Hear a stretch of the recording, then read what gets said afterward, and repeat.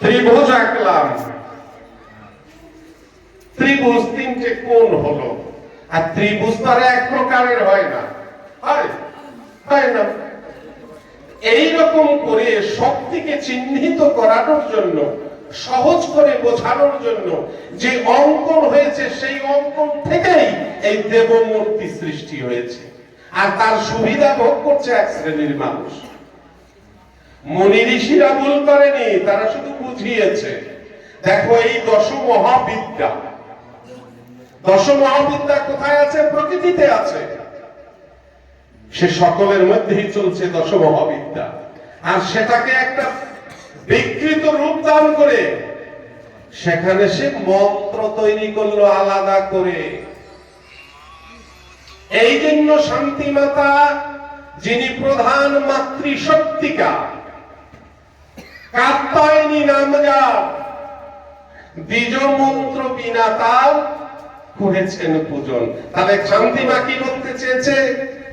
এই শক্তিগুলোকে ধারণ করো, তার জন্য কোন দ্বিজ মন্ত্রের প্রয়োজন নেই। আমার বাবা হরিচাঁদ, তিনি আমাদের সেই শিক্ষাগুলো দিয়েছেন। একটু একটু করে আমাদের সেই শিক্ষাগুলো বুঝতে হবে। আমাদের নিজেদের ছোট মনে করলে হবে না, কিন্তু যে আমরা ছোট, এটা নয়। আমরা কেউ ছোট নই। যদি বর্ণভেদের কথা বলি, সেখানে তো যা করা আছে তো তা করা আছে। আমরা কোন ব্রাহ্মণের বিরুদ্ধে নই, ব্রাহ্মণ্য মতবাদের বিরুদ্ধে। সুস্না সুস্না, এটা ধরিস না, ওটা ধরিস না, তুই এটা শুনতে পারবি না, এগুলোর বিরুদ্ধে আমরা। কোন ব্যক্তি ব্রাহ্মণের বিরুদ্ধে তো আমরা নই। মতুয়া ধর্ম সে কথা বলে না। অক্ষয় চক্রবর্তী, রাধাচরণ চক্রবর্তী, এরা তো ঠাকুরের পরম ভক্ত ছিলেন, তারাও ব্রাহ্মণ ছিলেন। কারণ তারা বুঝতে পেরেছিলেন পূর্ণ ব্রহ্ম যেই কুলে নামে, সেই কুল যদি অধঃপতিত হয়, তারাই জগতে শ্রেষ্ঠ ব্রাহ্মণ বলে আজ্ঞা পায়। কারণ হরিচাঁদ পূর্ণ ব্রহ্ম, তিনি পতিতের ঘরে এসেছেন। তাই ওই জাতি আর পতিত নয়। আজ হোক কাল হোক, বিশ্বের বুকে তারাই শ্রেষ্ঠ মান্য পাবে। এটা অক্ষয় চক্রবর্তী বুঝেছিলেন, রাধাচরণ চক্রবর্তী বুঝেছিলেন। তাই তো তারা সুতায় ব্রাহ্মণ না হয়ে কণ্ঠে আচার মালা ধারণ করে মতুয়া ব্রাহ্মণ হয়েছিলেন। তাদের বহু ভক্ত আছে। আজও তো তাই। মতুয়ারা জাতি ভেদে বিশ্বাস করে না গো। এ কারণে কখনোই আমরা হরিনাম বিনা আর কোন মন্ত্রতন্ত্র পূজার কাজে লাগাবো না। আমাদের মধ্যে এখনো অনেক ব্যারাম আছে, সব কথা বলবো না। আস্তে আস্তে আমাদের সংস্কার হবে, কারণ আমাদের তো শিখতে হবে, তাই না? আমরা তো শিখে আসেনি, শিখতে হবে আমাদের। তাই সর্বপ্রথম আমাদের একটা কাজ করতে হবে, সেটা হচ্ছে মতুয়া ধর্ম দর্শনের কতগুলো শিক্ষা আছে যেগুলো বাইরে প্রদর্শিত হয়, এগুলো আমাদের ঠিক রাখতে হবে। সেটা প্রথম কথা বলি, আমাদের মধ্যে গুরু গোসাই আছে না? মতুয়াদের গুরু আছে, কিন্তু গুরু বাদ নাই। ব্যক্তি কখনো ঈশ্বর নয়, বোঝা গেল কথাটা? ব্যক্তি কখনো ঈশ্বর নয়। মতুয়ার একজনই গুরু, সে বাবা হরিচাঁদ। এছাড়া যতজন সেই তত্ত্ব কয়, উপদেষ্টা বলি তার হয় পরিচয়। সেও গুরুর মতো মান্য পায়, তবুও যেন নিজ মুখে কখনো না বলে আমি গুরু।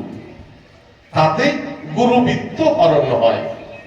সে কারণে গুরুচাঁদ কয়, গুরুবিত্ত হরণকারী যেন গুরু পত্নী অপহরণকারী। কত বড় কথা বলেছেন। এরপরে কি একদিন বলা যায় যে আমি এই বাড়ির গুরু? বলা যায়? বলা যায় না। দেখবেন কথাটা শুনলে মনে হয় আমি অপরের নিন্দা করছি, সে কথা নয়। আমার যিনি গুরুদেব, তিনি আমাকে গুরু পাঠে রেখেছেন। তিনি কোনোদিন নিজ মুখে বলেন না আমি তোর গুরু, বলেন না। আমিও যেন সেই কথাই মানি, আমি যেন কোনোদিন না বলি আমি গুরু। কারণ আমাকে ধরে, যেমন প্রত্যেকটা কথায় সংকোচ হয় বলতে। এই যখন বলি আমাকে ধরে, তখন আমার বিবেকে বাধে, কি বলছি আমি? আরে আমাকে ধরে না তো, ও আমাকে এসে ও ধরেছে, আমাকে ধরে নয়, ও আমাকে ধরেছে। ওকে আমি ধরেছি। কেন ধরেছি? আমি যে হরির দেশে যাব, তাই আমিও বান্ধব খুঁজছি। এ জগতে কেউ যে কারো নয় গো, কারোর সাথে কেউ কথা দিয়ে আসেনি, এখানে এসেছি যে আমি যাওয়ার সময় তুমি আমার সঙ্গে যাবে, বলিনি। কিন্তু এইবার এসে ঠেকে পড়েছি, কার সাথে যাব, কে সাথী হবে। তাই যে জগৎবাসী বলে শেষের সাথী যে, সেই তো আসলে বন্ধু হয়। শ্মশান যাত্রী যেই জন হয়, তার মতো আর বন্ধু জগতে নয়, বলি না আমরা? কিন্তু হরির দেশে যেতে হলে একজন সাথী তো আমার প্রয়োজন না?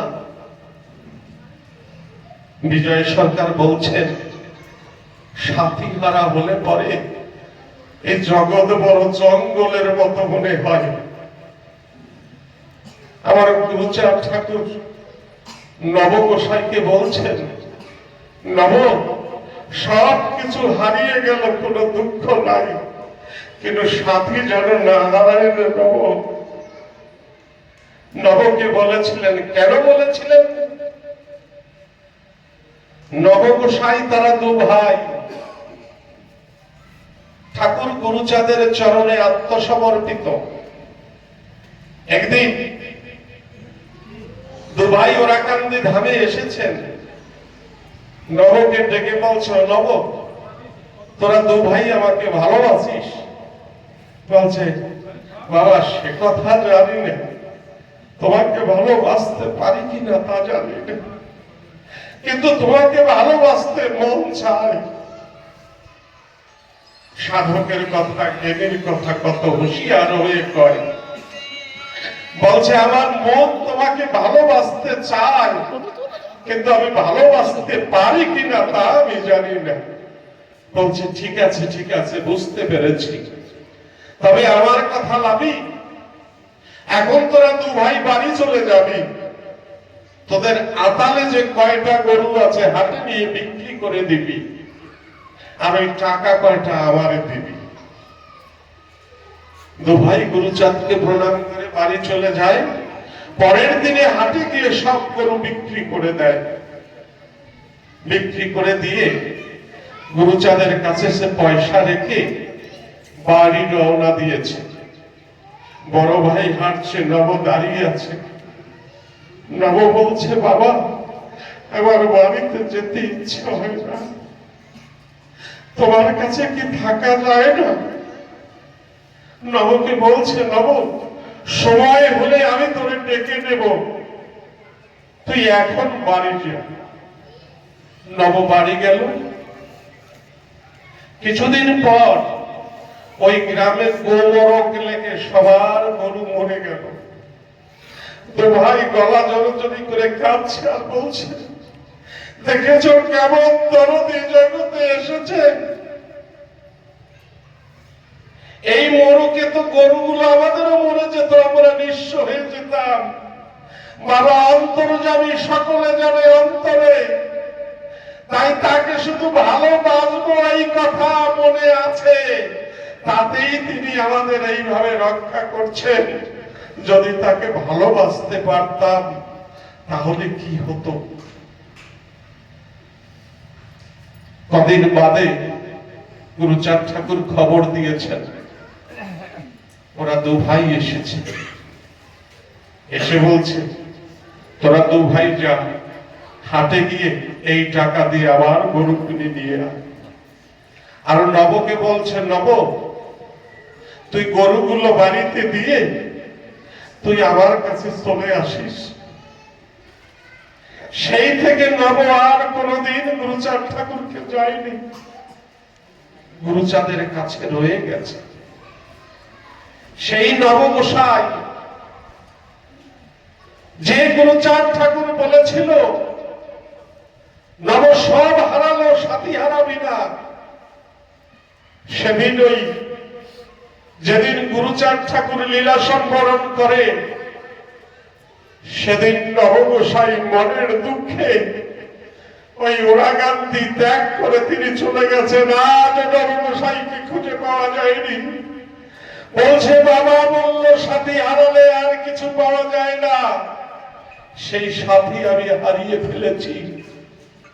এই যে ভক্ত হওয়া, তাহলে ঠাকুরের প্রতি কতটা অটল হলে এইরকম ভক্ত হওয়া যায়। আমিত্ব, অহংকার, যশ, মান এগুলোকে ঠাকুর শুকরের পৃষ্ঠা বলেছেন, কোনো প্রয়োজন নাই এগুলো। আমি তার কাছে কতটা খাঁটি হতে পেরেছি এটাই সব থেকে বড় কথা। তুমি আমাকে বড় গোসাই বললে, তুমি আমাকে শক্তিশালী গোসাই বললে, ওতে আমার কিছু আসবে যাবে না। আমি যদি তার কাছে কাটে না হতে পারি আমার তো কেরামতি হবে না, সেদিন তুমি আমাকে কিছু করতে পারবে না। একটাই স্মরণ রাখতে হবে, অনেক দোষেতে দোষী হয়েছি, সে দোষ যাবে কিছু, সে ভাবনা ভাবতে ভাবতেই আমার সময় নাই। একথা ভাবতে হবে, এমন দরদি জগতে কেউ নেই। আমার পাশে দিও না।